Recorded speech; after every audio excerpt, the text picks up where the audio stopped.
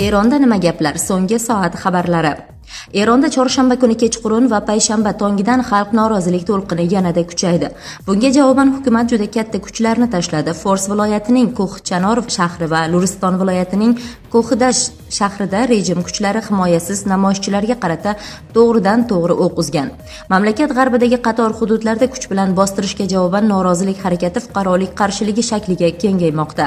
8-yanvar kuni Kurdiston partiyalari, siyosiy va fuqarolik tashkilotlarining qo'shma chaqirig'iga javoban ba'zi shaharlarda umumiy ish tashlashlar boshlandi. Do'konlar va korxonalar ishlamayapti. Tramp ma'muriyati Grenlandiyani tinch yo'l bilan egallamoqchi. Oq uy Grenlandiyani bosib olish o'rniga Daniyadan uni sotib olish yo'llarini o'rganmoqda. Manbalarga ko'ra, davlat kotibi Marko Rubio Kongress a'zolari bilan yopiq uchrashuvda harbiy bosqinchilik masalasini ko'rib chiqilmaganligini ta'kidlagan. Bu yondashuv so'nggi bayonotlarga qaraganda ancha yumshoqroq. Avvalroq Trampning matbuot kotibi ma'muriyat o'z maqsadiga erishish uchun turli variantlarni ko'rib chiqayotganini aytgan edi. Ammo u kuch ishlatishni istisno qilmagan va buni bitta imkoniyat sifatida keltirgan. Trampning o'zi hozircha aniqliklardan qochib kelgan. U 4-yanvar kuni jurnalistlarga keling 20 kundan keyin Grenlandiya haqida gaplashamiz degan. Ayni paytda Yevropada xavotir kuchayib bormoqda. U yerda ular Washington amalda harakat qilish mumkinligidan qo'rqishadi. Germaniya kansleri Friedrich Merz kabi bir qancha Yevropa ittifoqi rahbarlari Daniyani qo'llab-quvvatlovchi bayonotlar berishdi va tahdidlarni qabul qilib bo'lmaydigan deb hisoblashlarini ta'kidlashdi. 2025-yil yozida AQSh mudofaa vaziri Pete Hegseth Amerika qo'shinlari dunyodagi eng katta orolni tinch yo'l bilan qo'lga kiritib bo'lmaydigan bo'lsa, Grenlandiyaga bostirib kirish rejasiga ega ekanligini tasdiqladi. Immigratsiya va bojxona nazorati xodimi amerikalik ayolni otib o'ldirdi. Yirik shaharlarda norozilik namoyishlari boshlandi. Kecha chorshanba kuni Donald Tramp ma'muriyati olib borayotgan immigratsiyaga qarshi reydlar doirasida Minneapolis shahrida immigratsiya va bojxona nazorati xizmati xodimi bir ayolni otib o'ldirdi. Internetda tarqalgan videolarda 37 yoshli ayol ofitserlar uning avtomobiliga yaqinlashib eshikni ochib tushishni buyurgan paytda yo'lni to'sib turgani ko'rinadi. Ayol oldinga yurganida mashinaning oldida turgan boshqa bir xodim qurolini chiqarib, yaqin masofadan yo'l tanlamas avtomobil tomon o'q uzadi va ayol jarohatlanib vafot etadi. Tramp hodisaga munosabat bildirib, bu xodim o'zini himoya qilish doirasida harakat qilganini aytdi va halok bo'lgan ayolni provokatsiya qilganlikda aybladi. Ammo bu fikrni Minneapolis meri Jacob Frey rad etdi va u xodimlardan shaharni tark etishini talab qilgan. Ular buni allaqachon o'zini himoya qilish sifatida ko'rsatishga urinishyapti. Videoni ko'rgandan so'ng ochiq aytaman, bu mutlaqo safsata. Ular Amerikani xavfsiz qilish uchun emas, balki beqarorlik va ishonchsizlik yaratish uchun harakat qilmoqda. Ular oilalarni parchalab yubormoqda, deydi Frey matbuot anjumanida. U o'z intervyusida ayol hech kimni urib ketishni maqsad qilmagani, balki qochishga uringani unga aniq bo'lganini aytdi. Uning ta'kidlashicha, bu holat o'limli kuch ishlatishga asos bo'la olmaydi. Migrantlarning Rossiyada bo'lish qoidalari kuchaytirilishi mumkin. Davlat dumasida migratsiya siyosatiga oid yangi qonun loyihalari tayyorlanmoqda. Takliflarga ko'ra 3 oydan ortiq muddatga Rossiyaga kelayotgan xorijiy fuqarolar uchun majburiy tibbiy ko'rikdan o'tish muddatini 90 kundan 30 kungacha qisqartirish rejalashtirilmoqda. Shuningdek, davlat organlarining migrantlar sog'lig'i haqidagi xabardorligini oshirish taklif qilinyapti. Bunda tibbiyot muassasalari, shifokorlar xulosalari, natijalar Ichki ishlar vazirligiga aniqlangan yuqumli kasalliklar haqidagi ma'lumotlarni esa Sog'liqni saqlash bo'limiga taqdim etish kerak bo'ladi. Qonun loyihasida tibbiy ko'rikdan bo'yin tovlagan shaxslarga nisbatan ma'muriy javobgarlikni joriy etish ham nazarda tutilgan. Bunday hollarda jarima solinishi va sud qarori bilan majburiy ravishda Rossiyadan chiqarib yuborish mumkin bo'ladi. Shu bilan birga xavfli kasalliklar yo'qligi haqidagi hujjatlarni soxtalashtirish uchun jinoiy javobgarlikni kuchaytirish taklif etilmoqda. Eslatib o'tamiz, 2024-yil noyabr oyida Rossiyada mehnat migrantlari uchun majburiy tibbiy sug'urta polisini olish qoidalari ham qat'iylashtirilgan edi. Mas'ullarning ta'kidlashicha, ishlash va ijtimoiy kafolatlardan foydalanishni istagan xorijiy fuqarolar bu huquqni halol mehnat bilan tasdiqlashi kerak. AQSh Rossiya tankerini qo'lga olganini e'lon qildi. AQSh Rossiya bayrog'i ostidagi tankerni qo'lga olganini e'lon qildi. Shtatlarning Yevropa qo'mondonligi 2 hafta davomida ta'qib qilganidan so'ng Shimoliy Atlantikada tankerni hibsga olganini e'lon qildi. Tanker ta'qib paytida nomini o'zgartirdi va Rossiya bayrog'ini ko'tardi. Kema Shimoliy Atlantikada AQSh federal sudi tomonidan berilgan orderga muvofiq hibsga olindi.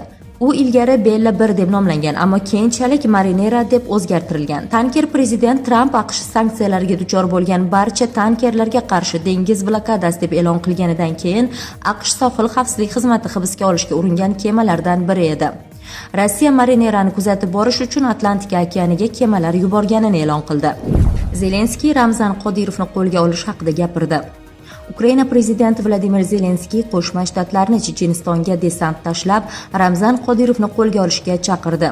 Bu xuddi Washington Venesuela yetakchisi Nikolas Maduro ushlaganday bo'lishi lozim, deydi ba'zi ommaviy axborot vositalari. Zelenskiy AQSh Rossiyaga bosim o'tkazishi kerakligini aytdi. U AQShning Venesueladagi operatsiyasini misol qilib keltirdi.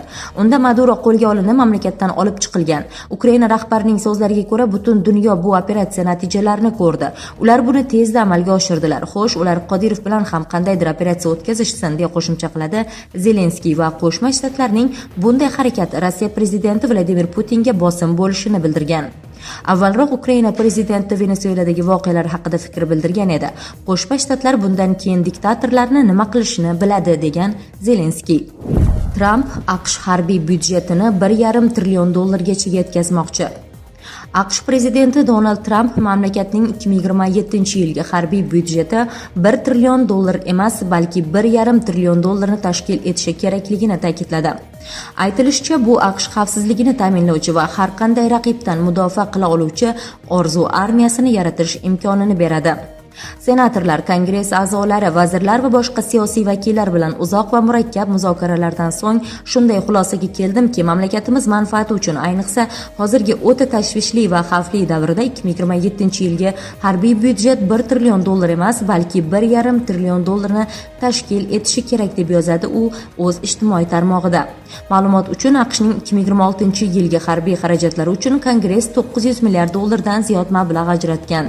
Daniya bilan birlashish fursati keldi. Norvegiya bosh vaziri Jonas Gahr Støre AQShning Grenlandiyaga da'volari fonida Daniya bilan birlashish payti kelganini ta'kidladi. Støre seshanba kuni Parijda Daniya bosh vaziri Mette Frederiksen bilan muloqot qilgan. Hozir Daniya bilan birlashish fursati keldi. Mette Frederiksenning menga aytgan oxirgi so'zlari shu: endi hammasi jiddiy, Jonas, deydi u. Avvalroq berilgan ma'lumotlarga ko'ra, AQSh Grenlandiyani Daniyadan sotib olishni ko'zlayotgan edi. Ayni bir pallada Fransiya tashqi ishlar vaziri Jean-Noel Barro amerikalik hamkasbi Marko Rubio orolni bosib olish Qo'shma Shtatlar rejasiga kirmasligiga uni ishontirganini ta'kidlagan. Donald Tramp 2025-yil dekabrida Luiziana shtati gubernatori Jeff Landryni Grenlandiya bo'yicha maxsus vakil etib tayinlagandi. Keyinroq gubernator Washington orolni AQShning bir qismiga aylantirmoqchi ekanini tasdiqladi.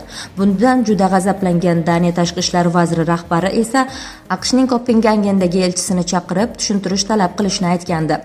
Daniya va Grenlandiya bosh vazirlari Mette Frederiksen va Jens Frederik Nielsen qo'shma bayonotda AQShni orolni bosib olishdan ogohlantirib, ularning umumiy hududiy yaxlitligi hurmat qilinishini kutishayotganini ta'kidlashgan. Tramp Grenlandiyaning milliy xavfsizlik va erkin dunyoni himoya qilishdagi strategik ahamiyatiga ishora qilib, orol Qo'shma Shtatlar tarkibiga kirishi kerakligini bot-bot takrorlab keladi. Grenlandiya 1953-yilgacha Daniya mustamlakasi bo'lgan. Orol hamon Daniyaning bir qismi hisoblanadi, ammo 2009-yilda o'zini o'zi boshqarish va ichki siyosatni mustaqil belgilash imkoniyatiga ega bo'lgan. AQSh 66 ta xalqaro tashkilotdan chiqdi. Prezident Donald Tramp AQShning 66 ta xalqaro tashkilotdan chiqishini nazarda tutuvchi memorandumni imzoladi. Prezident Donald Tramp Qo'shma Shtatlarning Amerika manfaatlariga xizmat qilmaydigan 66 ta xalqaro tashkilotdan chiqishini nazarda tutuvchi prezident memorandumini imzoladi, deyiladi bayonotda. Aniqlik kiritilishicha, memorandum AQShning barcha ijroiya departamentlari va agentliklarining Birlashgan Millatlar Tashkiloti tizimiga kirmaydigan 35 ta tashkilot, shuningdek Birlashgan Millatlar Tashkilotining 31 ta tuzilmasida ishtirok etishi va moliyalashtirishni to'xtatishni ko'zda tutadi. Machadoga Nobel mukofotini Trampga berib yuborish tavsiya qilindi. AQShning sobiq milliy xavfsizlik bo'yicha maslahatchisi Jon Bolton Venesuela muxolifat yetakchisi va Nobel mukofoti laureati Maria Karina Machadoga o'z mukofotini Donald Trampga berishni tavsiya qildi. U bu haqda video intervyuda aytib o'tgan. Baltonning aytishicha, bunday qadam Machado uchun siyosiy jihatdan foydali bo'lishi mumkin. Mening maslahatim shu bo'lardi. Olgan Nobel tinchlik mukofotingiz medalini Donald Trampga bering. Nobel fondi siz uchun boshqa medal tayyorlab berishi mumkin. Aks holda uning nima qilishini o'zingiz bilasiz, deydi u. U so'zlarini AQShning sobiq prezidenti Teodor Ruzvelt misoli bilan izohlagan. Ruzvelt Rossiya va Yaponiya o'rtasidagi urushda vositachilik qilgani uchun Nobel mukofotiga sazovor bo'lgan va uning medali hozirgacha Oq uyda saqlanadi. U hazil tariqasida Tramp uni devordan olib o'ziniki qilib olishidan xavotirda ekanini aytadi.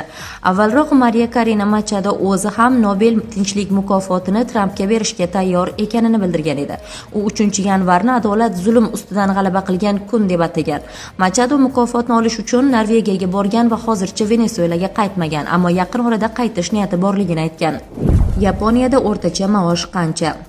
Yaponiyada real o'rtacha ish haqi o'tgan yilning noyabr oyida 2024 yil darajasiga nisbatan 2.8% ga qisqardi. Bu ma'lumot mamlakat hukumati hisobotida keltirildi. O'tgan noyabrda Yaponiyada o'rtacha ish haqi 0.5% ga oshgan, biroq bu 2024-yilga nisbatan 3.3% ga ko'tarilgan narxlar o'sishini qoplamadi. Eng ko'p oziq-ovqat va elektr energiyasi qimmatlashdi. Mamlakat kasaba uyushmalari bahorda xususiy biznes vakillari bilan ish haqi bo'yicha an'anaviy muzokaralar o'tkazishni rejalashtirmoqda. Uchrashuvda maoshlarni 5% dan ko'proqqa oshirishni muhokama qilish rejalashtirilgan. Hozirda Yaponiyada o'rtacha ish haqi 310 ming yenadan sal ko'proqni tashkil etmoqda.